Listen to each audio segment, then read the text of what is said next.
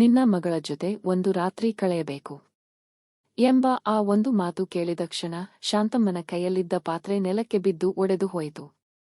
ಆ ಮಾತಿನ ಅರ್ಥವನ್ನು ಅವಳು ತಪ್ಪಾಗಿ ಅರ್ಥ ಮಾಡಿಕೊಳ್ಳುವಂತೆಯೇ ಇತ್ತು, ಆದರೆ ಅದರ ಹಿಂದೆ ಅಡಗಿದ್ದ ನಿಜ ಇನ್ನೂ ಭಯಾನಕವಾಗಿತ್ತು. ತನ್ನ ಮಗಳನ್ನು ಕಾಪಾಡಲು ವರ್ಷಗಳಿಂದ ಮೌನವಾಗಿದ್ದ ಒಬ್ಬ ತಾಯಿಯ ರಹಸ್ಯ ಆ ರಾತ್ರಿ ಹೊರಬರಲಿತ್ತು. ಬೆಳಗಾಗುವಷ್ಟರಲ್ಲಿ ಆ ಮನೆಯಲ್ಲಿದ್ದ ಪ್ರತಿಯೊಬ್ಬರ ಬದುಕು ಬದಲಾಗಬೇಕಿತ್ತು. ಮಲೆನಾಡಿನ ಅಂಚಿನಲ್ಲಿದ್ದ ಚಿಕ್ಕ ಊರಿನಲ್ಲಿ ಶಾಂತಮ್ಮ ತನ್ನ 18 ವರ್ಷದ ಮಗಳು ನಂದಿನಿಯೊಂದಿಗೆ ವಾಸಿಸುತ್ತಿದ್ದಳು. ಗಂಡನನ್ನು ಕಳೆದುಕೊಂಡು 10 ವರ್ಷಗಳಾಗಿದ್ದರೂ ಅವನ ನೆನಪಿನೊಂದಿಗೆ ಬದುಕನ್ನು ಸಾಗಿಸುತ್ತಿದ್ದಳು. ನಂದಿನಿ ಓದಿನಲ್ಲಿ ಚುರುಕಾಗಿದ್ದಳು. ನಗರದಲ್ಲಿ ನರ್ಸಿಂಗ್ ಓದಿ ತನ್ನ ತಾಯಿಗೆ ಒಳ್ಳೆಯ ಜೀವನ ಕೊಡಬೇಕೆಂಬ ಕನಸು ಅವಳದಾಗಿತ್ತು. ಹೊರಗಿನಿಂದ ನೋಡಿದರೆ ಆ ಮನೆ ತುಂಬಾ ಸಾಮಾನ್ಯವಾಗಿತ್ತು. ಆದರೆ ಆ ಮನೆಯ ಗೋಡೆಗಳ ನಡುವೆ ಯಾರಿಗೂ ತಿಳಿಯದ ಒಂದು ಹಳೆಯ ಭಯ ಉಸಿರಾಡುತ್ತಿತ್ತು. ನಂದಿನಿಯ ತಂದೆ ಮರಣ ಹೊಂದಿದ ರಾತ್ರಿ ಶಾಂತಮ್ಮನ ಜೀವನದಲ್ಲಿ ಒಂದು ಘಟನೆ ನಡೆದಿತ್ತು. ಅದನ್ನು ಅವಳು ಯಾರಿಗೂ ಹೇಳಿರಲಿಲ್ಲ. ಆ ಘಟನೆಯ ನಂತರವೇ ಅವಳು ಮಗಳ ಸುತ್ತ ಒಂದು ಕಾಣದ ಗೋಡೆಯನ್ನು ಕಟ್ಟಿಕೊಂಡಿದ್ದಳು. ರಾತ್ರಿ ಬಾಗಿಲು 2 ಬಾರಿ ಪರಿಶೀಲಿಸುವುದು, ಅಪರಿಚಿತರ ಮುಂದೆ ಮಗಳನ್ನು ಒಬ್ಬಳೇ ಬಿಡದಿರುವುದು, ಊರಿನ ಕೆಲವರನ್ನು ಕಂಡಾಗ ತಕ್ಷಣ ಮನೆಯೊಳಗೆ ಹೋಗುವುದು, ಇವೆಲ್ಲವೂ ಆಕೆಯ ಸಹಜ ಸ್ವಭಾವದಂತೆ ಕಾಣುತ್ತಿತ್ತು. ಆದರೆ ನಂದಿನಿಗೆ ಮಾತ್ರ ತಾಯಿಯ ಈ ವರ್ತನೆ ಕೆಲವೊಮ್ಮೆ ಅತಿಯಾದ ಭಯದಂತೆ ಅನಿಸುತ್ತಿತ್ತು. ಅದೇ ಊರಿನಲ್ಲಿ ರಘುನಾಥ ಎಂಬ ನಿವೃತ್ತ ಶಿಕ್ಷಕನಿದ್ದ. ಅವನು ಶಾಂತಮ್ಮನ ಗಂಡನ ಆತ್ಮೀಯ ಸ್ನೇಹಿತನಾಗಿದ್ದ. ಗಂಡನ ಮರಣದ ನಂತರವೂ ಶಾಂತಮ್ಮನ ಕುಟುಂಬಕ್ಕೆ ನೆರವಾಗುತ್ತಿದ್ದ. ನಂದಿನಿಯ ಓದಿನ ಖರ್ಚಿನ ಒಂದು ಭಾಗವನ್ನು ಅವನೇ ನೋಡಿಕೊಳ್ಳುತ್ತಿದ್ದ. ಊರಿನ ಜನರು ಅವನ ಸಹಾಯವನ್ನು ಸಾಮಾನ್ಯವೆಂದುಕೊಂಡಿದ್ದರು. ಆದರೆ ರಘುನಾಥನಿಗೆ ಶಾಂತಮ್ಮನ ಹಳೆಯ ರಹಸ್ಯ ಗೊತ್ತಿತ್ತು. ಒಂದು ಸಂಜೆ ನಂದಿನಿ ನಗರದಿಂದ ಮನೆಗೆ ಬಂದಾಗ ಮನೆಯ ಮುಂದೆ ಅಪರಿಚಿತನೊಬ್ಬ ನಿಂತಿದ್ದ. ಅವನ ಹೆಸರು ವಿನಯ್. ಅವನು ಹತ್ತಿರದ ಪಟ್ಟಣದಲ್ಲಿ ಕೆಲಸ ಮಾಡುತ್ತಿದ್ದ. ರಘುನಾಥನ ಪರಿಚಯದ ಮೂಲಕ ಶಾಂತಮ್ಮನ ಮನೆಗೆ ಬಂದಿದ್ದನೆಂದು ತಿಳಿದುಬಂದಿತ್ತು. ಆದರೆ ಅವನ ಮುಖವನ್ನು ನೋಡಿದ ಕ್ಷಣ ಶಾಂತಮ್ಮನ ಮುಖ ಬಿಳಿಚಿಕೊಂಡಿತು. ಹಲವು ವರ್ಷಗಳ ಹಿಂದೆ ಕಂಡಿದ್ದ ಒಂದು ಮುಖದ ನೆರಳು ಅವಳಿಗೆ ವಿನಯನಲ್ಲಿ ಕಾಣಿಸಿತ್ತು. ಆ ರಾತ್ರಿ ನಂದಿನಿ ಮಲಗಿದ ನಂತರ ಶಾಂತಮ್ಮ ಮತ್ತು ರಘುನಾಥ ಮನೆಯ ಹಿಂಭಾಗದಲ್ಲಿ ಬಹಳ ಹೊತ್ತು ಮಾತನಾಡಿಕೊಂಡಿದ್ದರು. ಅವರ ಮಾತುಗಳನ್ನು ನಂದಿನಿ ಕೇಳಲಿಲ್ಲ. ಆದರೆ ಮರುದಿನ ಬೆಳಗ್ಗೆ ತಾಯಿಯ ಕಣ್ಣುಗಳಲ್ಲಿ ಕಂಡ ಭಯ ಅವಳ ಮನಸ್ಸಿನಲ್ಲಿ ಮೊದಲ ಬಾರಿಗೆ ದೊಡ್ಡ ಅನುಮಾನವನ್ನು ಹುಟ್ಟಿಸಿತು. ಕೆಲವು ದಿನಗಳ ನಂತರ ವಿನಯ್ ಮತ್ತೆ ಮನೆಗೆ ಬಂದ. ಈ ಬಾರಿ ಅವನ ಕೈಯಲ್ಲಿ ಹಳೆಯ ಕಡತವಿತ್ತು. ಅವನು ಅದನ್ನು ಶಾಂತಮ್ಮನಿಗೆ ನೀಡಿದ ಕ್ಷಣ ಆಕೆಯ ಕೈಗಳು ನಡುಗಿದವು. ಆ ಕಡತದಲ್ಲಿ ನಂದಿನಿಯ ತಂದೆಯ ಮರಣಕ್ಕೆ ಸಂಬಂಧಿಸಿದ ಕೆಲವು ದಾಖಲೆಗಳಿದ್ದವು. ವರ್ಷಗಳ ಹಿಂದೆ ಅಪಘಾತವೆಂದು ಮುಚ್ಚಿಹೋಗಿದ್ದ ಆ ಪ್ರಕರಣದಲ್ಲಿ ಕೆಲವು ಅಸಂಗತತೆಗಳಿದ್ದವು. ವಾಹನದ ಬ್ರೇಕ್ನಲ್ಲಿ ದೋಷವಿದ್ದರೂ ಅದು ಸಹಜವಾಗಿ ಉಂಟಾದ ದೋಷವಲ್ಲ ಎಂಬ ಅನುಮಾನ ದಾಖಲಾಗಿತ್ತು. ನಂದಿನಿಯ ತಂದೆ ಸತ್ಯನಿಷ್ಠನಾಗಿದ್ದ. ಊರಿನ ಕೆಲವರ ಅಕ್ರಮ ವ್ಯವಹಾರಗಳ ಬಗ್ಗೆ ಅವನಿಗೆ ಮಾಹಿತಿ ಸಿಕ್ಕಿತ್ತು.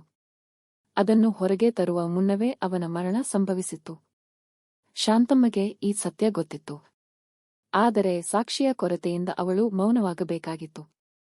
ಆ ಸಮಯದಲ್ಲಿ ತನ್ನ ಮಗಳ ಜೀವಕ್ಕೂ ಅಪಾಯವಿದೆ ಎಂಬ ಎಚ್ಚರಿಕೆ ಬಂದಿತ್ತು.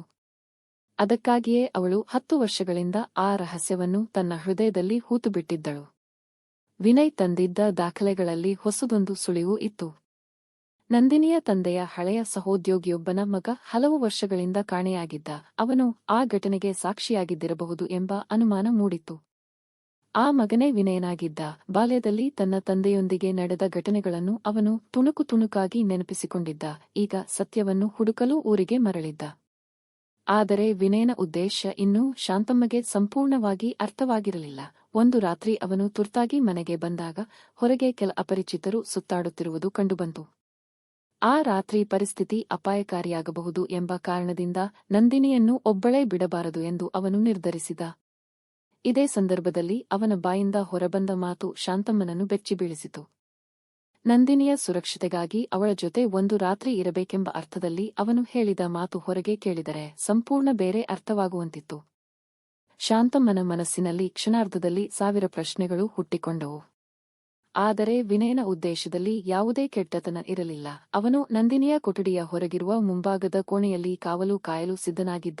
ರಘುನಾಥ ಕೂಡ ಆ ರಾತ್ರಿ ಅಲ್ಲೇ ಉಳಿಯಲು ಬಂದಿದ್ದ. ಆದರೂ ಆ ಮಾತಿನ ಹಿಂದೆ ಅಡಗಿದ್ದ ಅಪಾಯ ಎಷ್ಟು ದೊಡ್ಡದು ಎಂಬುದು ನಂದಿನಿಗೆ ತಿಳಿದಿರಲಿಲ್ಲ. ಮಧ್ಯರಾತ್ರಿ ಮನೆಯ ಹಿಂಬಾಗಿಲು ನಿಧಾನವಾಗಿ ತೆರೆದ ಶಬ್ದ ಕೇಳಿಸಿತು. ವಿನಯ್ ಎಚ್ಚರಗೊಂಡ. ರಘುನಾಥ ಕೂಡ ಹೊರಗೆ ಬಂದ. ಕತ್ತಲಿನಲ್ಲಿ ಯಾರೋ ಮನೆಯ ಹಿಂಭಾಗದ ಗೋಡೆಯ ಬಳಿ ಹುಡುಕಾಡುತ್ತಿರುವುದು ಕಾಣಿಸಿತು. ವಿನಯ್ ಹತ್ತಿರ ಹೋಗುವಷ್ಟರಲ್ಲಿ ಆ ವ್ಯಕ್ತಿ ಓಡಿಹೋದ. ಆದರೆ ಅವನು ಬಿಟ್ಟು ಹೋದ ಚೀಲದಲ್ಲಿ ಹಳೆಯ ಪತ್ರಗಳು, ಕೆಲವು ಛಾಯಾಚಿತ್ರಗಳು ಮತ್ತು ನಂದಿನಿಯ ತಂದೆಯ ಸಹಿಯಿದ್ದ ಒಂದು ಕಾಗದ ಸಿಕ್ಕಿತು. ಆ ಕಾಗದವೇ ಇಡೀ ಕಥೆಯ ದಿಕ್ಕನ್ನು ಬದಲಿಸಿತು. ಅದರಲ್ಲಿದ್ದ ಮಾಹಿತಿಯ ಪ್ರಕಾರ ನಂದಿನಿಯ ತಂದೆ ಮರಣಿಸುವ ಮುನ್ನ ತನ್ನ ಸ್ನೇಹಿತನಿಗೆ ಒಂದು ದಾಖಲೆ ಒಪ್ಪಿಸಿದ್ದ. ಆ ದಾಖಲೆ ಸಿಕ್ಕರೆ ಹಲವು ವರ್ಷಗಳ ಹಿಂದಿನ ಅಪರಾಧದ ಸತ್ಯ ಹೊರಬರುತ್ತಿತ್ತು. ಆದರೆ ಆ ದಾಖಲೆ ಎಲ್ಲಿದೆ ಎಂಬುದು ಯಾರಿಗೂ ಗೊತ್ತಿರಲಿಲ್ಲ. ಶಾಂತಮ್ಮ ಮಾತ್ರ ಅದರ ಒಂದು ಭಾಗವನ್ನು ತಿಳಿದಿದ್ದಳು. ಅವಳು ಆ ದಾಖಲೆಗಳನ್ನು ನಂದಿನಿಯ ಬಾಲ್ಯದ ಹಳೆಯ ಪುಸ್ತಕದ ಪೆಟ್ಟಿಗೆಯಲ್ಲಿ ಮರೆಮಾಡಿದ್ದಳು. ವರ್ಷಗಳ ಹಿಂದೆ ತನ್ನ ಗಂಡನ ಮರಣದ ನಂತರ ಶಾಂತಮ್ಮ ಆ ಪೆಟ್ಟಿಗೆಯನ್ನು ಎಂದಿಗೂ ತೆರೆಯಲಿಲ್ಲ. ಆದರೆ ಈಗ ಪರಿಸ್ಥಿತಿ ಬದಲಾಗಿತ್ತು. ನಂದಿನಿಯ ಜೀವನವೇ ಆ ಹಳೆಯ ರಹಸ್ಯದ ಕೇಂದ್ರವಾಗುತ್ತಿದೆ ಎಂಬುದು ಅವಳಿಗೆ ತಿಳಿಯಿತು. ಮರುದಿನ ಬೆಳಗ್ಗೆ ಶಾಂತಮ್ಮ ಆ ಪೆಟ್ಟಿಗೆಯನ್ನು ಹೊರತೆಗೆದಳು. ಅದರೊಳಗೆ ಹಳೆಯ ಬಟ್ಟೆಗಳು, ಶಾಲೆಯ ಪುಸ್ತಕಗಳು ಮತ್ತು ಕೆಲವು ಛಾಯಾಚಿತ್ರಗಳ ಕೆಳಗೆ ಒಂದು ಚಿಕ್ಕ ಲೋಹದ ಪೆಟ್ಟಿಗೆ ಇತ್ತು. ಅದನ್ನು ತೆರೆದಾಗ ಹಳೆಯ ನೆನಪುಗಳ ಜೊತೆಗೆ ಒಂದು ಪತ್ರ ಸಿಕ್ಕಿತು. ಆ ಪತ್ರದಲ್ಲಿ ನಂದಿನಿಯ ತಂದೆ ತನ್ನ ಮಗಳಿಗೆ ಭವಿಷ್ಯದಲ್ಲಿ ಈ ಸತ್ಯ ತಿಳಿಯಬೇಕಾದರೆ ರಘುನಾಥನನ್ನು ಸಂಪರ್ಕಿಸಬೇಕೆಂದು ಬರೆದಿದ್ದ. ಆದರೆ ಪತ್ರದ ಕೊನೆಯ ಸಾಲು ಎಲ್ಲರನ್ನೂ ಬೆಚ್ಚಿಬೀಳಿಸಿತು. ನಂದಿನಿಯ ತಂದೆ ತನ್ನ ಮರಣ ಸಹಜವಾಗುವುದಿಲ್ಲ ಎಂಬ ಅನುಮಾನವನ್ನು ಮೊದಲೇ ಹೊಂದಿದ್ದ. ಇಲ್ಲಿಯವರೆಗೆ ಶಾಂತಮ್ಮ ಮೌನವಾಗಿದ್ದದ್ದು ಮಗಳ ಭದ್ರತೆಗಾಗಿ. ಆದರೆ ಈಗ ಮೌನವೇ ಮಗಳ ಜೀವಕ್ಕೆ ಅಪಾಯವಾಗಬಹುದು ಎಂಬ ಅರಿವು ಮೂಡಿತು. ಅದೇ ಸಮಯದಲ್ಲಿ ಊರಿನಲ್ಲಿ ಹಳೆಯ ಪ್ರಕರಣವನ್ನು ಮತ್ತೆ ತೆರೆಯುವ ಪ್ರಯತ್ನ ಆರಂಭವಾಯಿತು. ವರ್ಷಗಳಿಂದ ಯಾರೂ ಪ್ರಶ್ನಿಸದ ವಿಷಯಗಳು ಮತ್ತೆ ಚರ್ಚೆಗೆ ಬಂದವು.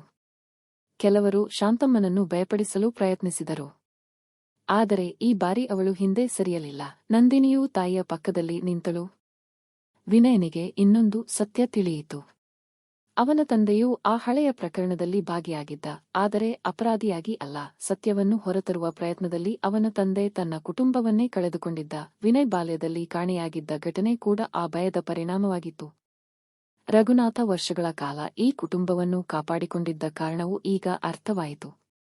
ಅವನು ಶಾಂತಮ್ಮನ ಗಂಡನಿಗೆ ಕೊಟ್ಟ ಮಾತನ್ನು ಉಳಿಸಿಕೊಳ್ಳಲು ಬದುಕಿನ ಒಂದು ಭಾಗವನ್ನೇ ಮೌನದಲ್ಲಿ ಕಳೆದಿದ್ದ. ಕೊನೆಗೆ ಹಳೆಯ ದಾಖಲೆಗಳು, ಪತ್ರಗಳು ಮತ್ತು ಹೊಸ ಸಾಕ್ಷಿಗಳ ಆಧಾರದ ಮೇಲೆ ಪ್ರಕರಣ ಮತ್ತೆ ತನಿಖೆಗೆ ಒಳಪಟ್ಟಿತು. ಸತ್ಯ ನಿಧಾನವಾಗಿ ಹೊರಬಂತು. ನಂದಿನಿಯ ತಂದೆಯ ಮರಣ ಅಪಘಾತವಲ್ಲ ಎಂಬುದು ದೃಢಪಟ್ಟಿತು. ಅಕ್ರಮವನ್ನು ಬಯಲಿಗೆಳೆಯದಂತೆ ಮಾಡಲು ನಡೆದ ಸಂಚಿನಲ್ಲಿ ಅವನನ್ನು ಗುರಿಯಾಗಿಸಲಾಗಿತ್ತು. ವರ್ಷಗಳ ಕಾಲ ಆ ಸತ್ಯವನ್ನು ಮುಚ್ಚಿಟ್ಟಿದ್ದವರು ಈಗ ಕಾನೂನಿನ ಮುಂದೆ ನಿಲ್ಲಬೇಕಾಯಿತು. ಆದರೆ ನಂದಿನಿಯ ಮನಸ್ಸಿನಲ್ಲಿ ಅತಿ ದೊಡ್ಡ ಬದಲಾವಣೆ ಬೇರೆಯಾಗಿತ್ತು.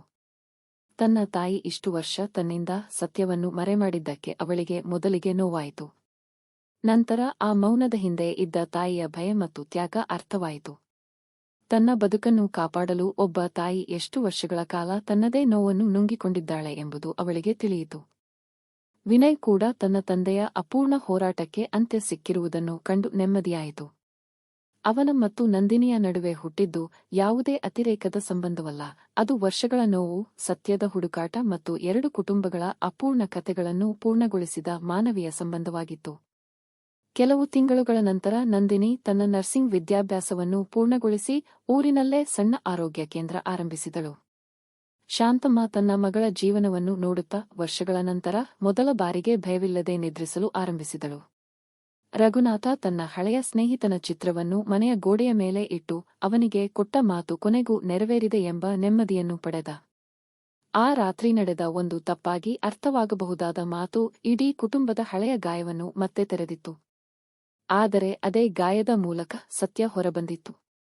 ಕೆಲವೊಮ್ಮೆ ಒಂದು ಘಟನೆ ಹೊರಗಿನಿಂದ ನೋಡಿದಾಗ ತಪ್ಪಾಗಿ ಕಾಣಬಹುದು. ಅದರ ಹಿಂದೆ ಇರುವ ಕಾರಣ ತಿಳಿದಾಗ ಮಾತ್ರ ಮನುಷ್ಯರ ನಿಜವಾದ ಮುಖ ಕಾಣಿಸುತ್ತದೆ. ನಂದಿನಿ ತನ್ನ ತಾಯಿಯ ಕೈ ಹಿಡಿದು ಮನೆಯ ಅಂಗಳದಲ್ಲಿ ಕುಳಿತಿದ್ದಾಗ ಮಳೆಯ ಹನಿಗಳು ಹಳೆಯ ಮನೆಯ ಮೇಲ್ಛಾವಣಿಯ ಮೇಲೆ ಬೀಳುತ್ತಿದ್ದವು. ವರ್ಷಗಳ ಹಿಂದೆ ಇದೇ ರೀತಿಯ ಮಳೆಯ ರಾತ್ರಿ ಅವಳ ತಂದೆ ಕೊನೆಯ ಬಾರಿ ಮನೆಯಿಂದ ಹೊರಟಿದ್ದ.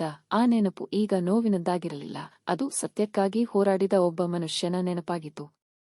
ಜೀವನದಲ್ಲಿ ಪ್ರತಿಯೊಂದು ರಹಸ್ಯವೂ ದ್ರೋಹದ ಗುರುತು ಆಗಿರುವುದಿಲ್ಲ. ಕೆಲವು ರಹಸ್ಯಗಳು ಪ್ರೀತಿಯಿಂದ ಹುಟ್ಟುತ್ತವೆ, ಕೆಲವು ಭಯದಿಂದ, ಇನ್ನು ಕೆಲವು ಯಾರನ್ನಾದರೂ ಕಾಪಾಡಲು ಮಾಡಿದ ತ್ಯಾಗದಿಂದ ಹುಟ್ಟುತ್ತವೆ. ಆದರೆ ಸತ್ಯವನ್ನು ಶಾಶ್ವತವಾಗಿ ಮರೆಮಾಡಲು ಸಾಧ್ಯವಿಲ್ಲ. ಸಮಯ ಬಂದಾಗ ಅದು ಬಾಗಿಲು ತಟ್ಟುತ್ತದೆ. ಅದನ್ನು ತೆರೆದು ಎದುರಿಸುವ ಧೈರ್ಯ ಇದ್ದಾಗ ಮಾತ್ರ ಹಳೆಯ ನೋವು ಹೊಸ ಬದುಕಿಗೆ ದಾರಿ ಮಾಡಿಕೊಡುತ್ತದೆ. ಆ ರಾತ್ರಿ ಶಾಂತಮ್ಮನ ಮನೆಗೆ ಬಂದ ಭಯ ಕೊನೆಗೆ ಅದೇ ಮನೆಯ ಬೆಳಕಾಗಿ ಬದಲಾಯಿತು. ನಂದಿನಿ ತನ್ನ ತಂದೆಯ ಸತ್ಯವನ್ನು ಮರಳಿ ಪಡೆದಳು. ಶಾಂತಮ್ಮ ತನ್ನ ಮಗಳ ಭವಿಷ್ಯವನ್ನು ಮರಳಿ ಪಡೆದಳು. ಮತ್ತು ವರ್ಷಗಳ ಕಾಲ ಮೌನವಾಗಿದ್ದ ಒಂದು ಕುಟುಂಬ ಕೊನೆಗೂ ತನ್ನ ತಲೆಯನ್ನು ಎತ್ತಿ ಬದುಕಲು ಕಲಿತುಕೊಂಡಿತು.